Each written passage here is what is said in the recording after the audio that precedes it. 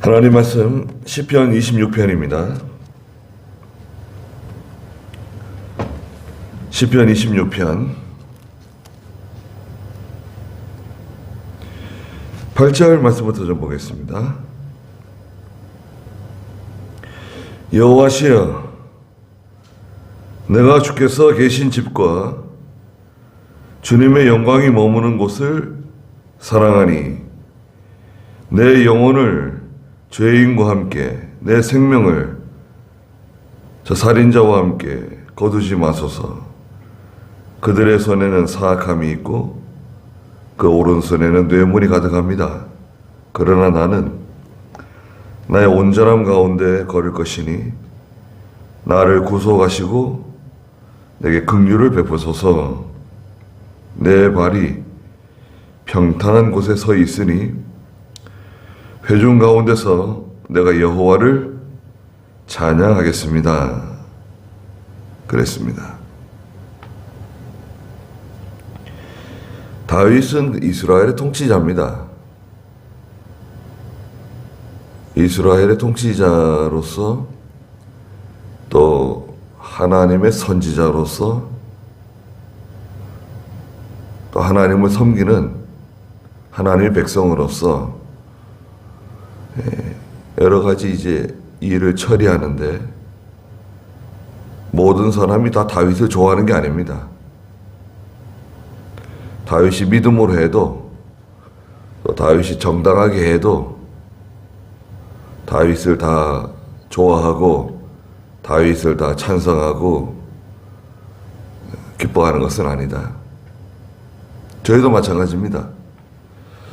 저희도 내가 믿음으로 하고 양심, 하나님 말씀 앞에서 신앙 양심대로 하고 또 사사로움이 없이 하더라도 다 나를 좋아하는 건 아니에요.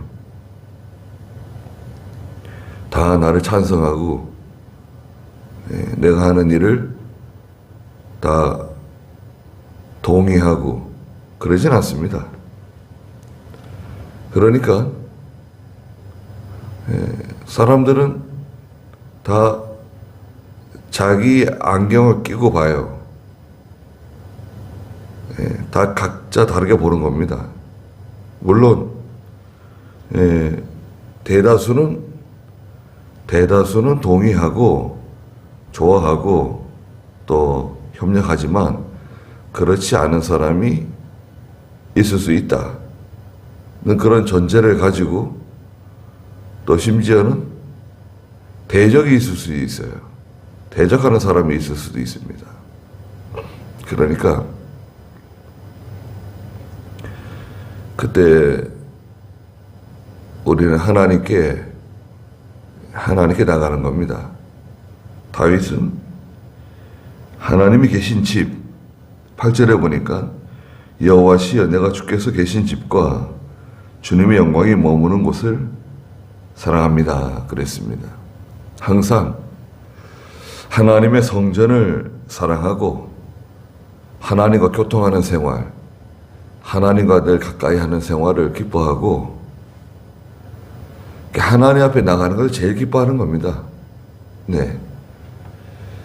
다른 곳의 첫날보다 여호와의 집에 하루가 더 기쁘고 여호와의 집에 문지기로 있는 것이 더 기쁘고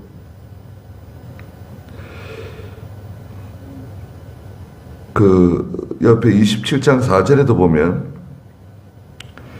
내가 여호와께 청한 한 가지 일이 있습니다. 이 한 가지 일은 내가 제일 좋아하는 일, 내가 가장 우선순위에 두는 일이 뭐냐? 한 가지 일, 그것을 구할 것이니 내 평생 여호와의 집에 살기를 바랍니다. 이것은 늘 하나님과 교통하는 생활이죠. 늘 하나님과 교통하고 늘 하나님과 동행하고 하나님의 은혜로 살고 그것이 제일 좋다는 거예요. 나가서 뭐 원수 대적을 무찌르고 전쟁에서 승리를 하고 모든 신하들이 내게 굴복하고 백성들이 다 나를 좋아하고 지지하고 그런 것보다도 제일 좋은 시간이 언젠가. 내가 조용히 하나님을 만나는 시간, 하나님과 함께하는 시간, 그 시간이 가장 귀한 거죠.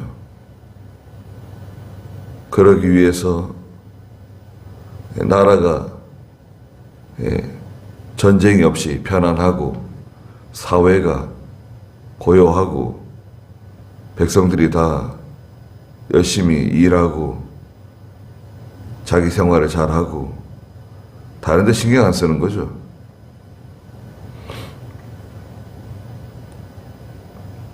지금 그 우크라이나가 있는데 러시아가 지금 전쟁 일으키려고 그러잖아요. 과거에 구소련 시절에 그 우크라이나가 소련 땅이었거든요. 근데 그 우크라이나가 땅이 넓습니다. 굉장히. 그런데 그 우크라이나는 특별히 곡창지대예요. 어마어마한 곡창지대인데 또 거기에 소련의 그 핵무기 부대가 다 있었습니다.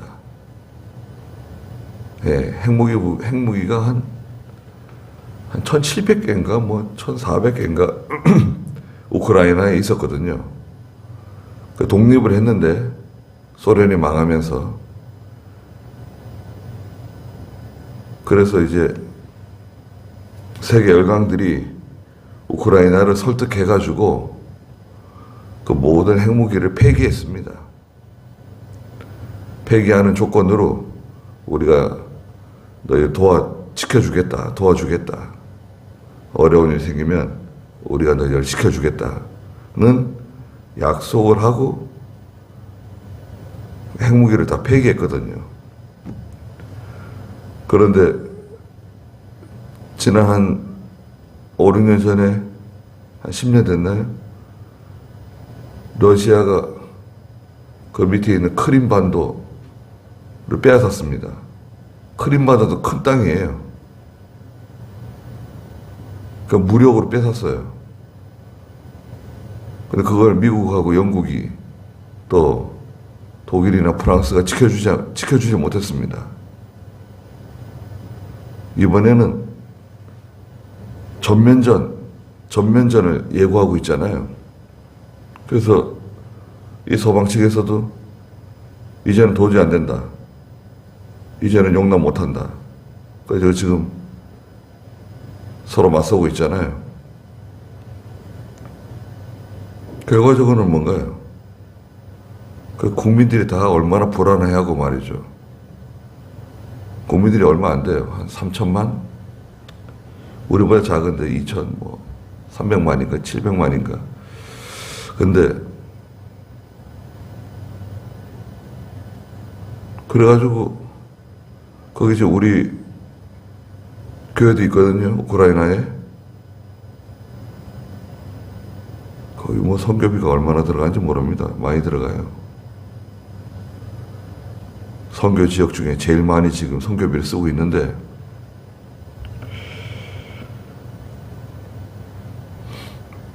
그러면 그 선교사 가정이 철수해야 되는가요? 철수하지 말아야 되는가요?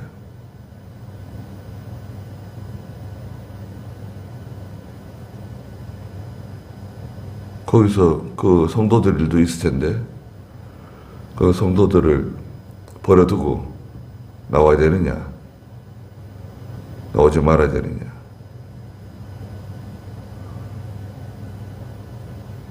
또 나왔는데 전쟁이 뭐 이렇게 크게 심각하게 진행이 안 돼가지고 정상적으로 되었다. 그러니까 이제 다시 들어간다. 그러면 그 성도들이 아이 목사님 어서 오세요. 어려울 때는 우리를 떠나시더니 다시 돌아오셨으니까 환영합니다. 그러면 성도들이 그걸 받아주겠는가?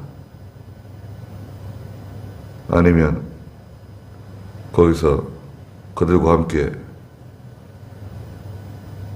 생사고락을 같이 하고 끝까지 남을 것이냐? 사회가 불안정하면 그죠? 전쟁에 반해 보면 교회가 편안하게 예배드리고 기도하고 성경을 배우고 또 하나님의 성전에 가서 기도하고 그런 게 아주 지극히 일상적이고 평범한 일들이 안 될 수 있어요. 다 뿔뿔이 다 흩어지고 피난 가고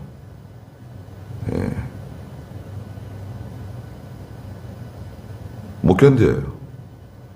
또 믿음이 어린 성도들, 또 여러 자녀들이 있는 성도들 어떻게든지 안전한 곳을 찾아서 피하고 그럴 텐데 또 러시아가 침공하게 되면 만약 러시아로 넘어갔다. 그럼 신앙생활 제대로 할 수 있을까요? 공산주의 치하에서는 기본적으로 신앙생활하는 게 참 어렵습니다. 신고해야 되고 보고해야 되고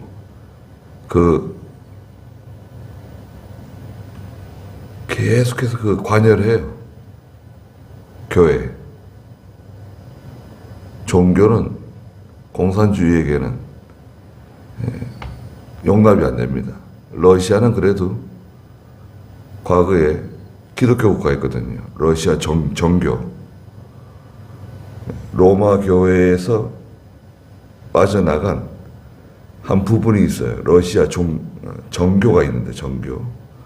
정교는 약간 신비적이에요. 신앙이. 형식은 천주교와 비슷한 의식적인 아주 거룩하게 보이는 그런 의식적인 신앙이고 또 그 신앙생활은 좀 신비적이에요. 마리아의 눈에서 떨어지는 눈물을 아픈 사람에게 적시면 병이 낫고 해괴한 그런 것들이 있습니다. 그 러시아 정교가 부패해가지고요. 러시아 왕족이 망할 때 러시아 정교도 같이 망했어요. 그럼에도 러시아는 바탕이 기독교 바탕이 있어가지고 어느 정도는 인정해줘요. 그렇지만 우크라이나 같은 경우에 러시아에 넘어가게 되면 참 많은 사람들이 죽을 겁니다. 특히 남자들, 젊은 남자들이 많이 죽겠죠. 한 10만 명, 20만 명, 많으면 30만 명 죽을 수 있어요. 전쟁에서. 하루아침에 남자들이 죽어나가는 거예요.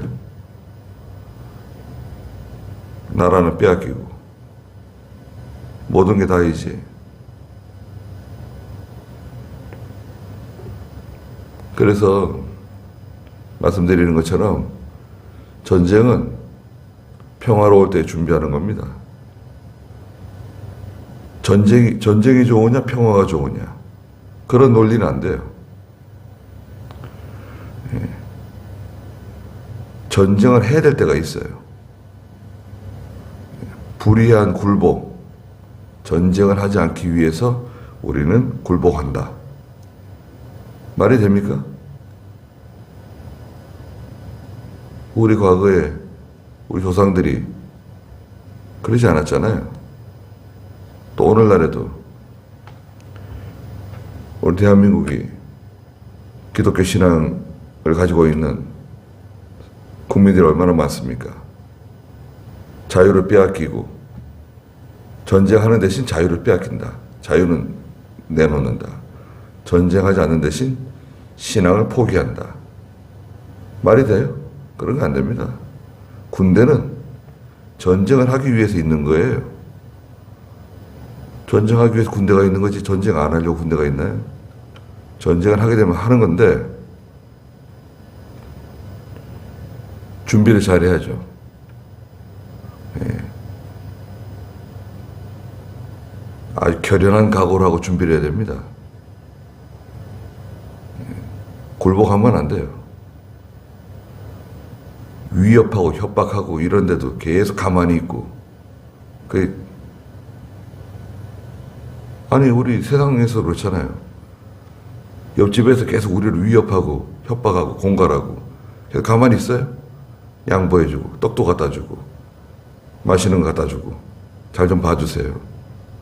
근데 우리가 훨씬 힘이 세고 우리가 강한데 옆집에서 하도 우리를 괴롭히니까 굴복해.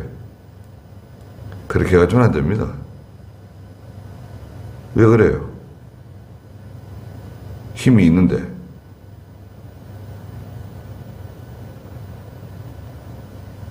얼마나 우리를 위협하고 핵무기 만들고 그 핵무기 누구 돈 가지고 만들었습니까? 어처구니 없게도 우리 돈 가지고 만든 거 아니에요. 우리가 돈 줘가지고 절대 핵무기 안 만들 거라고 거기에 속아서 국민들이 다 돈 갖다 준 겁니다. 난 돈 갖다 준 적이 없는데. 왜요? 다 갖다 줬습니다. 금강산에서 갖다 주고 우리가 뽑은 국회의원들이 다 동의해가지고 돈 갖다 준 거예요. 내가 갖다 준 건 아니지만 우리가 뽑은 국회의원들이 다 동의해가지고 갖다 준 겁니다. 당신은 왜 거기에 동의하냐? 그런 말 해본 적 있나요, 우리가? 통치자로서 다윗은 이 국가가 편안하고 사회가 안정되고 백성들이 하나님을 섬기는 데서 문제가 없고 또 특히 자기 자신이 내가 하나님의 성전에 가서 하나님을 만나고 하나님과 고요한 시간을 가질 수 있고 여기 보면은 여러 가지 복잡한 일들은 있다 이거예요. 9절에 보면 내 영혼을 죄인과 함께 죄인들이 있고 내 생명을 살인자와 함께 거두지 마소서. 악한 사람들, 자기를 대적하고 죽이려고 하는 그 어떤 모종의 세력들, 그들의 손에는 사악함이 있고 그 오른손에는 뇌물이 가득합니다. 아무리 깨끗하게 하려고 해도 뇌물 받는 사람은 또 뇌물 받아요. 또 내가 가까운 사람들, 내가 참 아끼는 사람들이 또 뇌물 받을 수 있어요. 아니 실력 있고 이렇게 똑똑하고 부족한 게 없는 것 같은데 뭐하러 그 뇌물을 받고 거기에 악인을 봐주고 협력해주고. 요즘도 보세요. 국회의원, 검사, 지자체장들 쓸데없이 왜 뇌물을 받고 조직폭력배들하고 연관되고 뭐가 우리 부족해가지고 그럴까요? 나 이제 욕심이 이제 들어온 거죠. 그러나 나는 11절에 나의 온전함 가운데 걸을 것입니다. 온전하다고 하는 것은 완전하다는 뜻이지만 우리는 완전해질 수가 없잖아요. 우리는 완전해질 수가 없습니다. 다윗은 하나님 앞에서 완전해지기 위해서 힘을 쓴다는 거예요. 애를 쓴다는 거예요. 다른 사람은 어떻다 하더라도 나는 그 길을 걸어가는 거예요. 다른 사람을 자꾸 생각하면 낙심돼요. 다른 사람을 자꾸 쳐다보게 되면 낙심됩니다. 볼 거 없어요. 따라오게 되면 따라오는 거고, 따라오지 못하면 할 수 없는 거고. 예. 달려가는 사람 달려가는 거예요, 계속. 속도를 늦추면 안 돼요. 자, 그 뒤에 것을 자꾸 쳐다보고, 우리가 빌립보 3장에서 뒤에 것은 잊어버리고, 표대를 향해 달려간다 그랬잖아요. 뒤에 것을 잊어버려야지, 자꾸 뒤에 것을 쳐다보고, 이 사람도 챙겨주고, 저 사람도 챙겨주고, 그렇게 해가지고는 힘들어서 못해요. 아니, 지금 달려가는 것도 지금 바쁜데, 이것도 쉬운 일 아닌데, 저것도 해야 되고, 저것도 해야 되고, 자꾸 뒤를 돌아다보고, 신경 쓰고, 낙심하고, 후회하고, 원망하고, 그럴 여지가 없다니까요. 선한 싸움 싸우면서 달려가는 거예요. 그리스도를 향해서. 나는 나의 온전한 가운데 걸어갈 것입니다. 나를 구속하시고 12절 중간에 내게 긍휼을 베푸소서. 나를 구속해 주시고 위험에서 건져 주시고 또 나를 불쌍히 여겨 주실 분은 하나님밖에 없습니다. 인간의 약점이 다 있습니다. 다윗도 약점이 있고 아브라함도 약점이 있고 모세도 약점이 있고 다 약점이 있어요. 그 사람 가까이 가면 냄새 납니다. 완전한 사람이 어디 있어요? 아무리 위대한 사람도요. 그 사람 가까이 가면 냄새가 나요. 네. 이럴 줄 몰랐다.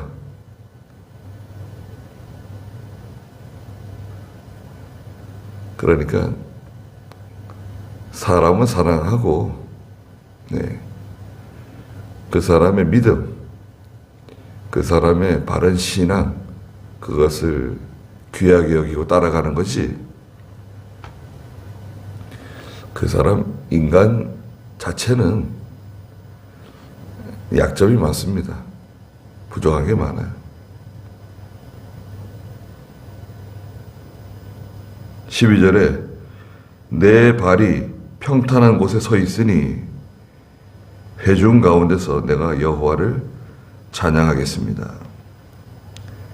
평탄한 곳은 그 위에서 온전함,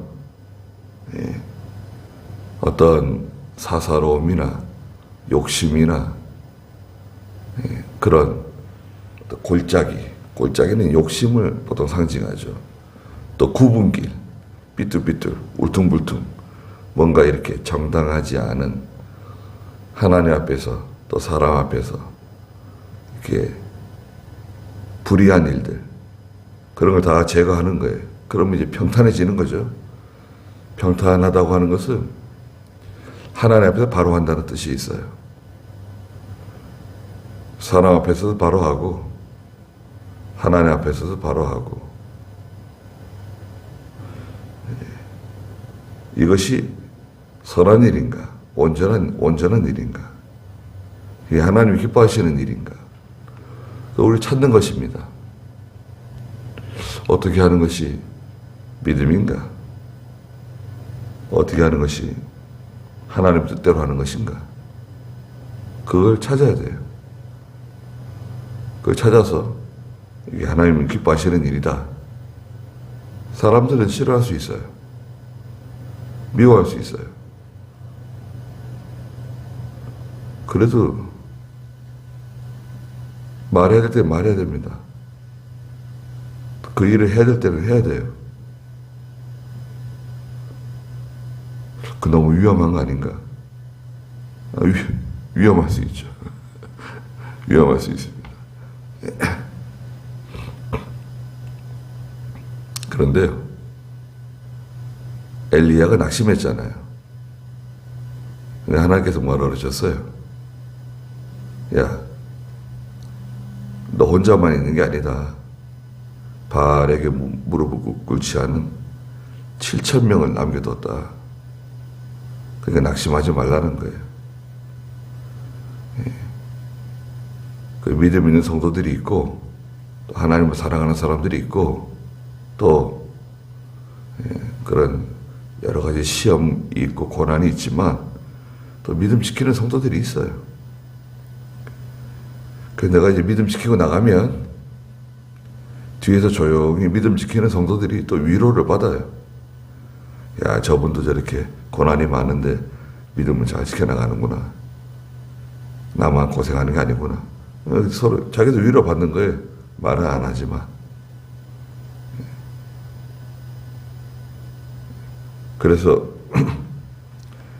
다윗은 이제 왕으로서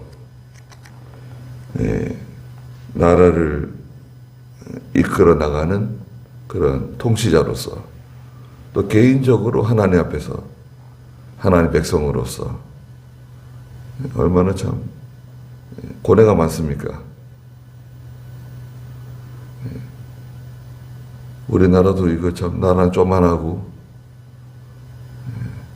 한국 사람도 얼마나 못됐고 말이죠.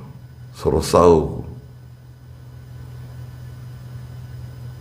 어떻게 보면 참 기가 막힌, 야, 이럴 수가 있는가 싶을 정도의 그런 악한 일들이 뭐 처처에 있는데도 백성들은 9시 뉴스만 보고 다 믿으니까 참 착한 건지 참,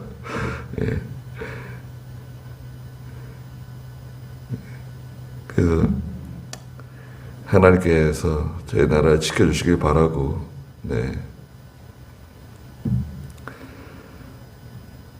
앞으로가 참 걱정입니다. 걱정이고 기도할 일이 많습니다. 정말 중요한 시기를 보내고 있어요.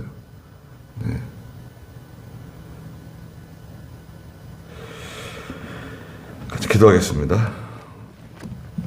거룩하신 하나님, 세계적으로 어지러운 일들이 많이 일어나고 저처에 전쟁의 소문들이 들리고, 또 악한 세력들이 득세하고 위협하고 협박하고 또 공갈하며,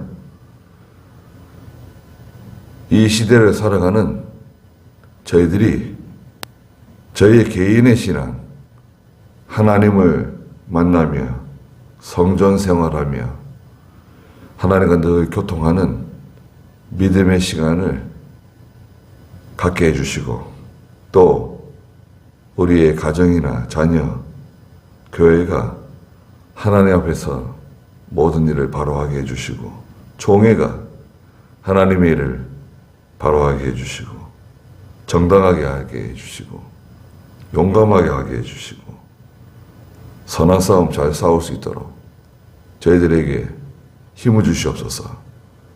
죄와 타협하지 아니하고 불의에게 굴복하지 아니하고 모든 두려움과 모든 의심을 다 물리치게 해주시고, 여호와와 늘 함께하며 영적 전장에서 끝까지